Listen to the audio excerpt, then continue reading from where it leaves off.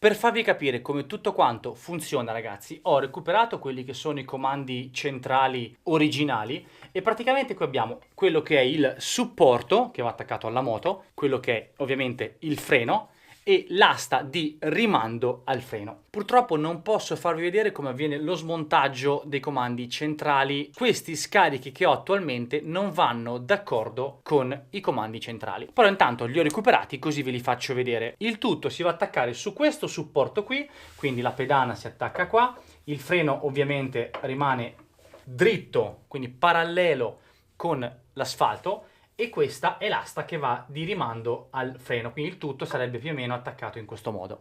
Per farvi vedere questo video ho smontato quello che è il mio comando avanzato. L'unica cosa che non riesco a smontare è il supporto di qua, perché le viti sono molto dure.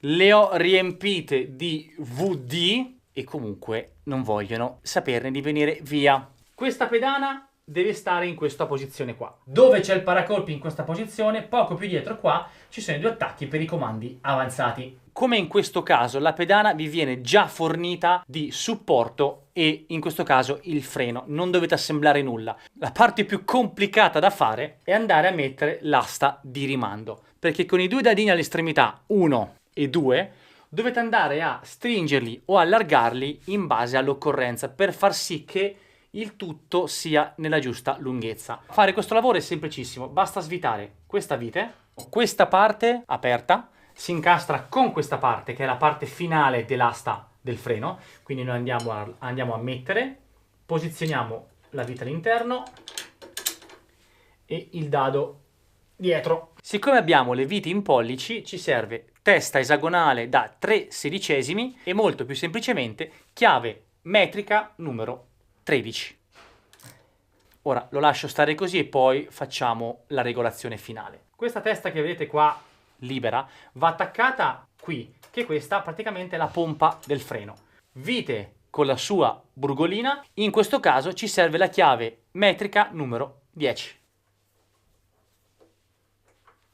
Le due viti sono differenti a livello di serraggio. Quella attaccata direttamente qua sulla pompa del freno stringetela tranquillamente perché la testa sferica rimane comunque svincolata e il suo lavoro lo fa tranquillamente. Quella che invece stringe qui la pedana del freno lasciatele un pochino di gioco, altrimenti tutto il movimento risulterà duro, ma parliamo di un minimo di gioco. Di solito i due dadi che vengono forniti nell'asta di rimando sono già settati per la moto per cui vengono comprati. Qualora doveste vedere che la pompa del freno rimane tirata o che la pedana è tirata leggermente verso il basso, allora dovete aggiustarla per rilasciare la tensione. Quindi giocate con i due dadi andandoli a svitare. Di contro, a riavvitarli si vede che in realtà è troppo lenta. Ora direi di passare al montaggio dei comandi avanzati dalla parte del cambio. Per quanto riguarda il comando centrale dalla parte del cambio, devo fare per forza come di là, ovvero non vi posso smontare il supporto già montato dei comandi avanzati per farvi vedere il montaggio. Le viti sono sempre durissime nonostante io le abbia imburrate a bestia con il VD. Vi arrivano già assemblate, dovete solamente inserire quella che è la pedalina, avvitarla e siete a posto. E gli attacchi del supporto sono dalla parte opposta rispetto agli altri, quindi fin qua ci siamo ed è molto semplice. Questa parte qua è praticamente l'attacco dei comandi per quanto riguarda il controllo sul cambio. Abbiamo tolto il supporto dei comandi centrali, staccato quest'asta che è veramente corta e abbiamo staccato questo che è il controllo sul cambio.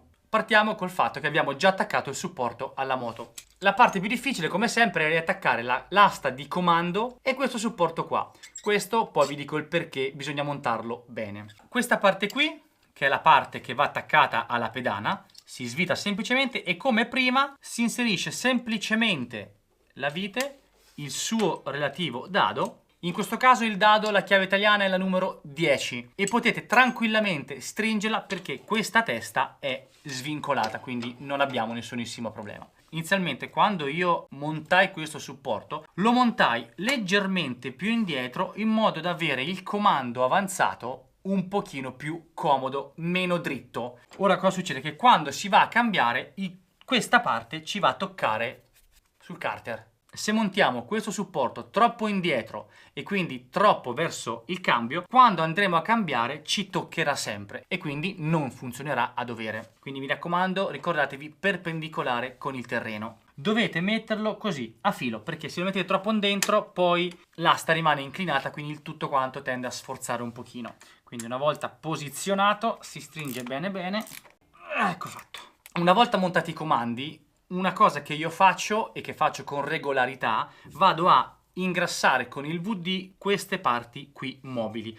E la stessa cosa la faccio anche di là dalla parte del comando relativo al freno. Spero che la mia spiegazione sia stata semplice e esaustiva per quanto vi riguarda. Ci tengo a sottolineare, ragazzi, che i comandi avanzati sono molto soggettivi e che quindi quello che io vi dico è da prendere con le pinze, perché è basato su quella che è la mia esperienza e sul mio stile e gusto nel guidare. Però vi dico che nei lunghi viaggi io noto molto meno la stanchezza e tutta questa differenza nell'agilità non la noto più di tanto. Sicuramente non tornerò mai e poi mai su quelli che sono i comandi centrali. Ricordatevi che nel montaggio non c'è differenza se non nell'attacco del comando, che non è avanti ma è appunto centrale, e nell'asta di rimando. Il resto è tutto quanto uguale. Prima di comprare comandi avanzati, anche se possono costare solo 180 euro, se avete modo fate un test ride o provate la moto di un amico con i comandi avanzati. Non vi toglie completamente un dubbio, però